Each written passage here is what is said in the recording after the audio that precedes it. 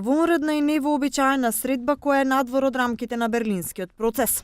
Иако нема најава дали ќе се разговара за датумот за преговори, едно е јасно. На само еден месец пред изборите во Европскиот парламент, кога теканат Меркел и Макрон, мора да е важна темата.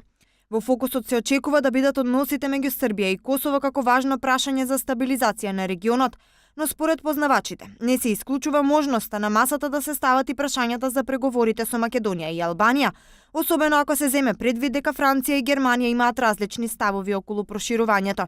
Според дипломатски извори, доколку земјата не добие зелено светло во јуни, ќе падне од приоритетната листа во октомври покрај Брекзитот, но и изборите во Грција кои може да донесат промена на власта. Во меѓувреме опозиционерот Мицотакис испраќа пораки од Атина. ΣΥΡΙΖΑ, γιατί δώσατε γλώσσα και ταυτότητα. Зошто дадовме јазик, идентитет и националност, господинот Ципрас никогаш не одговори. Зошто требаше денес да им дадеме можност на нашите соседи да се нарекуваат само македонци, да говорат македонски јазик, јазик кој не го признава ниту Бугарија. Во однос на интегративниот тек на соседната земја, за ова сум многу јасен. Грција ја задржува за секое поглавје што се отвора и затвора можноста да го блокира интегративниот процес.